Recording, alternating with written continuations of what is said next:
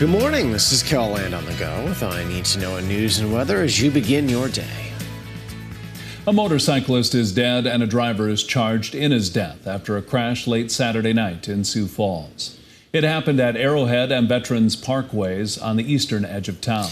Police say 29-year-old Jonathan Paulsness was headed west as 37-year-old Anthony Surdez was making a left turn in his SUV to head north. Paulsness's friend Daniel Moran remembers him as an outgoing person who had a lot of friends. He was the type of guy you could call if you needed to talk to him about something that was happening in your own life. He was the type that would always be there, you know. And I think that's what hurt everyone, is just knowing that it was a good person taken too quickly. Police say Surdez stopped briefly but then left the scene. He's charged with vehicular homicide, hit and run, and DWI. The Vermillion Police Department is investigating a murder. Police were called to an apartment about a block from the University of South Dakota after a report of a stabbing early Sunday morning. 20-year-old Shazayla Liggins has been arrested and charged with first-degree murder. The identity of the 47-year-old victim has not been released pending the notification of family. Police say an autopsy has been scheduled and there are no other suspects at this time. Authorities say there's no danger to the public. And a Brookings man is accused of strangling 3 cats. According to court documents, 33-year-old Corey Martinson got the first cat at the Humane Society a couple of weeks ago. He later returned saying the cat had died, so he got a second cat. After it happened a third time, police interviewed him. Court documents say he admitted to strangling all 3 of the animals. He's charged with 3 counts of animal cruelty. Now let's get a check of our weather with meteorologist Scott Munt. A warm start to the day, Scott. Oh, warm start. Temperatures in the 60s and 70s this morning. We've had a couple of very light rain showers in the southwestern South Dakota. They continue the weekend as they are moving to the east. We'll watch for developing thunderstorms later this afternoon and evening. I would say north central, maybe eventually making its way into the Aberdeen area during the evening hours. But, you know, in and around Mobridge, maybe this afternoon can see some developing showers, thunderstorms. Today's forecast, afternoon highs in the 80s and 90s. We are looking at cooler temperatures for this coming weekend, and along with it, hopefully a better chance for more widespread rain. More details on the KELOLAND Live Doppler forecast with Brian coming up. Thank you, Scott. 2 loaded handguns were recovered by TSA officers during screening at the Rapid City Regional Airport yesterday.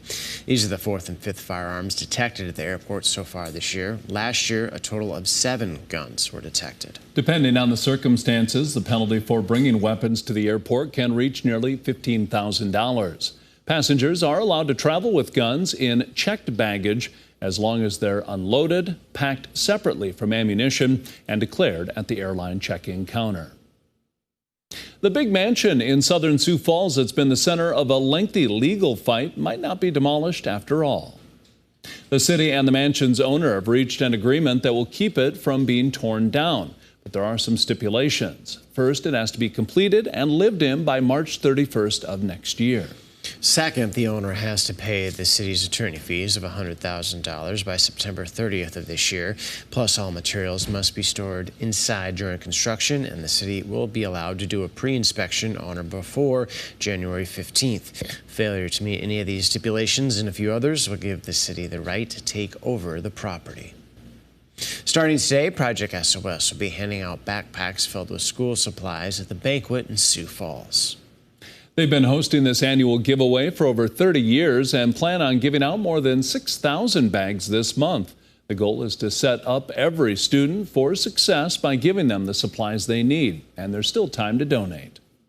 One thing that we are always in need of is those composition books. Kids K through 5th grade, every single kid needs at least 1, upwards to 5 composition books. Project SOS accepts donations all year round and is currently looking for volunteers to hand out the backpacks this month. Information on the sign-up is linked to this story here on KELOLAND.com. Friday marks the official start of the 83rd annual Sturgis Motorcycle Rally. The rally runs through Sunday, August 13th. Last year, the South Dakota Department of Transportation counted just under 500,000 vehicles at 9 different locations during the 10-day rally. The South Dakota Department of Revenue reported a total of $1.5 million in tax revenue was collected during the 2022 Sturgis Rally. From concerts to ride routes, digital reporter Eric Mayer compiled everything you need to know about the Sturgis Rally and a KELOLAND.com original online for you now. That's a look at some of our top stories. Now let's get one last look at your weather with meteorologist Brian Karstens. Brian? All right. Well, going into this forecast, obviously after a dry month of July for the Sioux Falls area and arguably for, other sections too here. You notice Aberdeen and Watertown running deficits in the northeast, southwest Minnesota. There are plenty of dry pockets there.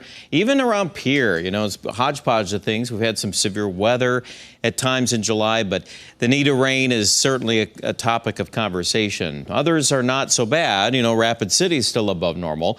We've had some showers this morning in the southwest. I would expect, though, this afternoon, any rain that develops will be pretty widely scattered. The thinking is right now we'll see some moisture here in the north central, perhaps a couple thunderstorms grazing the North Dakota-South Dakota border. That would be one area to watch.